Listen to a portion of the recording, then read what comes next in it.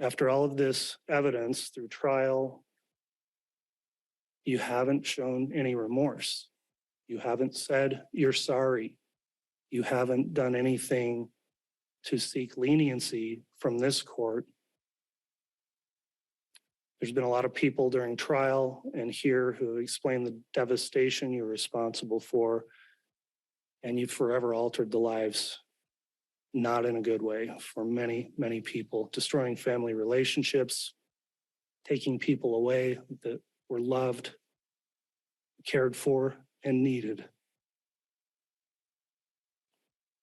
You may not believe to this day that you've done anything wrong, and you still may think you're justified by your religious beliefs for what happened here.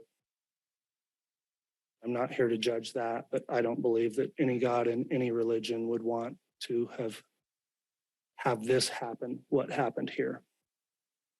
And your crimes are heinous and egregious, and that alone can constitute a major aggravating factor that requires me to impose a serious length of incarceration. So after weighing all those factors, I need to in aggravation, I find that the sentences I'm about to impose will serve the interest of justice by, number one, preventing you from ever doing this again, that they will not depreciate the seriousness of your crimes, will punish you appropriately, and will serve to deter both you and others. So that concludes the aggravating factors the court considered. At this time then, I am prepared to pronounce sentence. Mr. Thomas, Mr. Archibald, and the defendant, would you please rise for the pronouncement of sentence?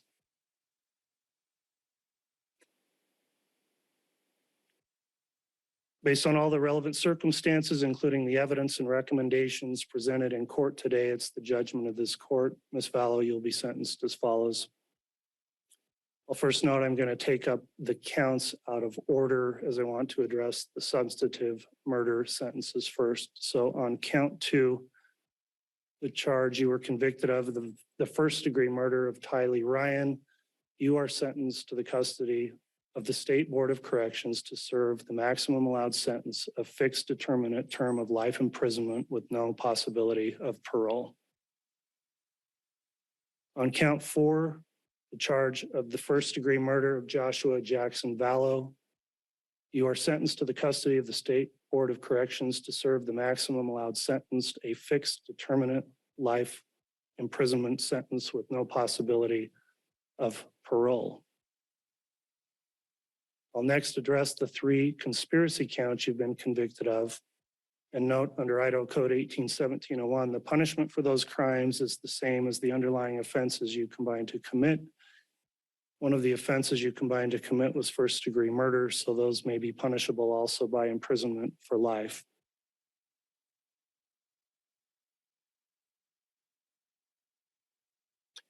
When I look at what the appropriate sentences should be for the conspiracy charges, at first I wondered if they should be as long of a term or serious as the substantive murder charges. However, what I've concluded is that these conspiracy convictions merit the same grave punishment for several reasons. First, the conspiracies in which you engaged in have had far-reaching impacts on many people besides the deceased victims.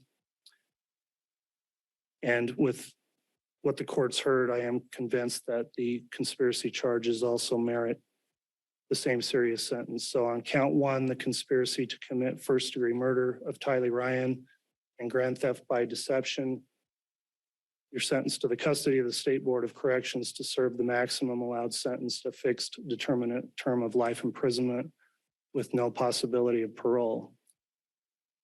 On count 3, the conspiracy to commit first-degree murder of Joshua Jackson Vallow and grand theft by deception, you're sentenced to the custody of the State Board of Corrections to serve the maximum allowed sentence, a fixed determinate term of life imprisonment with no possibility of parole.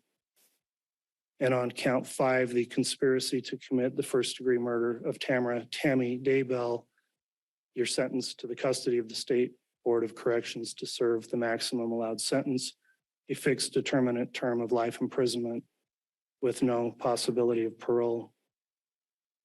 Finally, the court will address count 7, which is the charge of grand theft. On that charge, court is going to sentence you to a fixed determinate term of 5 years of prison, followed by an indeterminate term of 5 years of prison for a total 10-year term of imprisonment on the grand theft.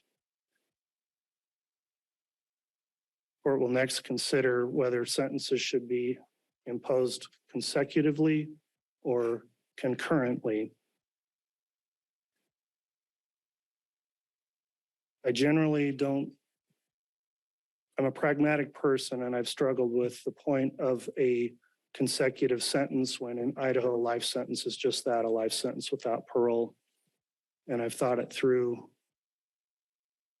However, when I looked at this case and the more I thought about it, I've determined that because there are 3 separate murders with 3 separate victims that occurred at 3 separate times, then running counts concurrently would not serve the interests of justice, because those crimes all need to be taken into account separately and distinctly and individually. And you need to be held accountable separately for each of the 3 murders. So on those counts, the court will run consecutively the count 2 murder of Tylee Ryan, consecutive to count 4, the murder of Joshua Jackson Vallow, and count 5 will run consecutive to count 2 and 4, the conspiracy to commit first-degree murder of Tammy Daybell. Hi everyone, George Stephanopoulos here. Thanks for checking out the ABC News YouTube channel. If you'd like to get more videos, show highlights, and watch live event coverage, click on the right over here to subscribe to our channel, and don't forget to download the ABC News app for breaking news alerts. Thanks for watching.